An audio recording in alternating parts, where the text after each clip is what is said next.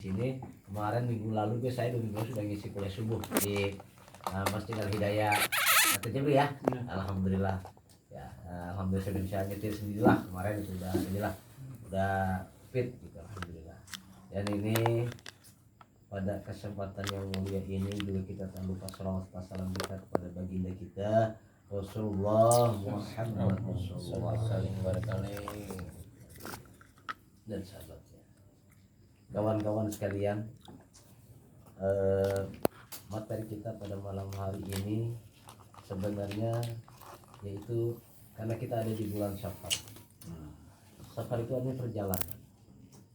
Dari kesimpulan yang pernah saya dapat dari guru saya, perjalanan itu artinya sekarang kita dalam perjalanan.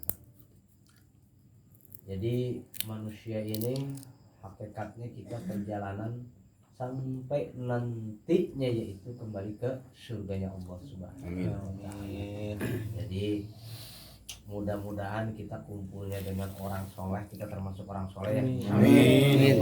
Jadi apabila nanti kita ketika kita mau dicemplungin ke neraka nih, oh saya masih ingat Ustaz Syarif, kalau saya terbaik ini ya, kalau saya kurang baik juga, oh ya saya ada teman saya, ya Mustafa, ada lagi teman saya gitu. Jadi kita saling tolong menolong nanti gitu. Iya. Jadi apa namanya kumpulnya kita ini udah dicatat sebenarnya. Dengan para malaikat dulu terbang tuh. Di tempat sepi lagi, masya Allah. Kita dari sini langsung udah kontak. Pojokan. Iya pojokan lagi. Jadi ini jangan kita anggap bahwa kumpul-kumpulnya kita ini adalah kumpul-kumpul tak ada gunanya. Ada. Nah, kenapa saya katakan seperti itu?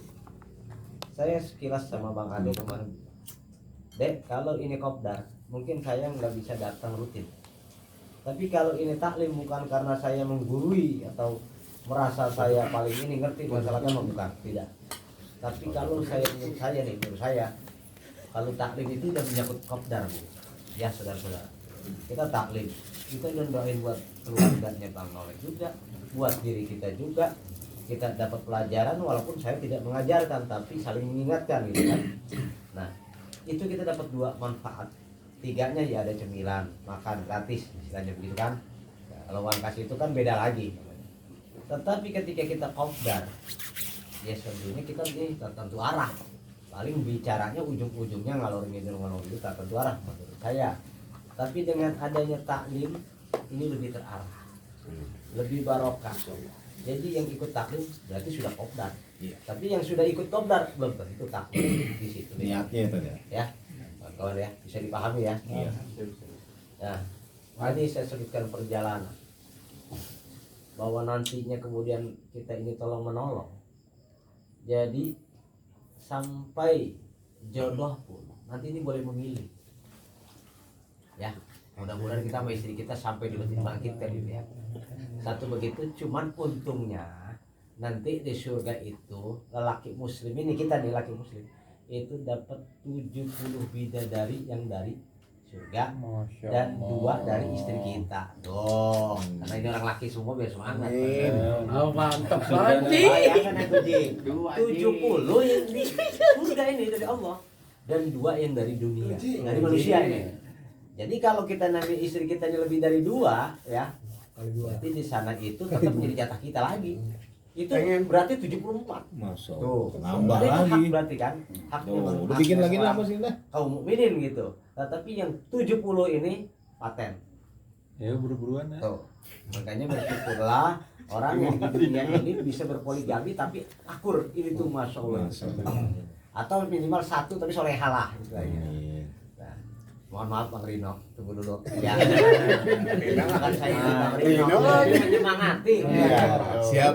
Nah, gimana kalau yang meninggal bujangan? Ini bukan Bang Rino ya. Misalkan itu seperti salah satu sahabat Rasul ya, ini dia ngelamar, saya lupa namanya, ini belum buat kitab.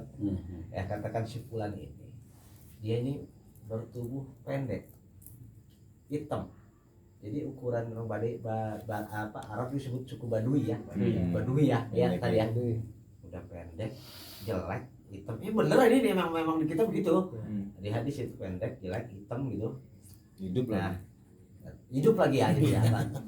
Nah ketika itu dia minta kepada Rasul, wahai Rasulullah, aku belum punya istri sampai saat ini. Bukankah kau sendiri yang mengatakan bahwa sempurnanya seorang mukmin itu menikah? Mohon maaf Rin, Rino kenal lagi, mohon maaf Rin. Ya. Jadi sempurnanya lo ya, an-nikahu sunnatu ya, barangkali barang siapa menjadi umatku, dia adalah menikah itu adalah sunnahku. Barang siapa membenci sunnahku atau tidak menikah berarti bukan umatku. Itu pertanyaan langsung dari Rasulullah SAW. Ada di buku nikah itu ada ayat tersebut. Itu. Nah, pindah kesimpulan ini. Ya, pindah kesimpulan ini. Dia adalah sahabat setia Rasul dan sayang orang tuanya, dia memelihara kuda Rasul. Berkata Rasulullah, bagaimana wahai fulan bila aku yang melamarkan engkau dengan sahabat? Baik Rasul, sampaikan amanahku, sampaikan ke rumah si fulan itu perempuan nih, misalkan begini umpamanya. Nyumbang ini. Nah saya nyuruh Rino, lu pergi ke rumahnya Haji Supri, punya anak perawan. Bilang katin gua suruh nikah. Gitu. Bilang nih dari gua nih teh, dari gua nih. Dari anggaplah seperti Rasulullah gitu ya. Nah, datang deh nih karena perintah Rasul si Marta. Tuh. Ya, Rino ke rumah Haji Supri. Nyampe rumah Haji Supri, karena belum bilang, baru bilang lamar gitu nih. Assalamualaikum. Waalaikumsalam. Mbak Haji Supri, saya mau melamar. Anak bapak baru ya sampai situ udah ditampik itu. Langsung udah kata gini, apa-apaan lo? Siapa lo? Udah susah, jelek, hitam, pendek semuanya. Udah anak gue cakep lagi orang bakal meludah gitu nih kalau bahasa Betawi mana ya. Ini. Tuh. Nah, akhirnya baru nyampe tengah jalan dikejar sama si perempuan. Tunggu ayah, tunggu. Dia itu adalah pembantu Rasulullah. Tunggu dulu apa yang mau disampaikan, barangkali ada amanah Rasulullah. Tunggu tuh.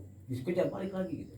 Hei, kamu ini berani-beraninya atas perintah siapa? Atas keinginan siapa? Nah, ini Haji Supri ini misalkan nih. Lalu kata dia, saya disuruh oleh baginda Rasul untuk melamar putri bapak menjadi istri saya. Gitu. Langsung tetap menerima. Mau perintah Rasul kan? Mau perintah siapa? Gua nggak nerima. Gua rasudi, cuman dulu bahasa. Tuh. Lantas dia nangis si bulan ini, Rino nih. Ya udah deh kalau emang ini bukan jodoh bukan rezeki gua. Baru balik berapa langkah, akhirnya ayahnya begini. Ayah, bila ini perintah Rasulullah, aku siap. Walaupun menerima dia dengan apa adanya. Ikhlas. Aku ridho menjadi istri, kan ya perintah Rasulullah. Lalu ayahnya diam tuh, terdiam. Kemudian berikan aku waktu berpikir, kata ayahnya. Nggak sampai satu malam, besoknya langsung Haji Supri menerima lamaran Rino gitu. Ya. Akhirnya itu juga gitu. Enggak, itu tadi kan meninggal. Mengikuti perintah Rasul atas amanah. Belum kami cerita nih. Kemudian si Rino ini istilah ya udah ditentuin harinya sama Rasulullah bahwa sana ketika itu ditanya, punyakah kamu mas kawin? Mahar. Mahar itu apa Rasulullah? Hanya sebagai ini aja katanya. Apa namanya, pengikat gitu ya. Pengikat perkawinan. Aku tidak punya emas, tidak punya uang, kuda pun tidak punya wahai Rasulullah. Lalu apa? Akhirnya Rasulullah, apa yang kau punya? Saya cuma punya kain sarung satu-satunya ini. Jadi biarkan itu menjadi mas kawinmu. Menerima kamu wahai wanita? Menerima. Mas kawinnya kain sarung nih atuh-atuhnya. Butut lagi itu. Masya Allah. Tetap si perempuan itu menerima. Padahal dari bani yang terhormat. Nah kemudian jadilah mereka sini. Tapi si lagi Rin. Baru mau malam pertama tiba-tiba ada perintah ke perang Khandaq dari Rasulullah. Sebenarnya Rasulullah nggak mau wajibkan dia untuk ikut perang, tidak. Ini ada perintah dari panglima perang saat itu, Abu Bakar Siddiq. Panglima perang menyatakan untuk perang Khandaq kita berangkat. Kita berangkat malam ini juga. Aduh, mau malam pengaruh. Ya mau malam pertama, jadi kita habis bisa lah gitu ya. Rino. Akhirnya Rino film mati Pak. Tadi ya. Ini film terlalu anu nih. Udah Enggak ada dramatisir aja kalau langsung mati. Si Ajeng. Akhirnya nih pada saat itu ya udah buka baju itu dalam ini buka baju. Nah, Itu belum berdiri. ya. Apa berangkat di dalam peperangan gugurlah si Fulan itu. Berido aja kan ya. Enggak Gugurlah si Fulan ini gugur. Kemudian Rasulullah menangis ketika mencari jenazah si Fulan. Karena pengantin baru kan. Rasulullah menangis. Wahai Fulan, engkau tidak sempat menikmati malam pertama. Begitu cintanya kau kepadaku demi Rasul dan agamamu, kau tinggalkan istrimu tercinta. Tuh Rasulullah nangis.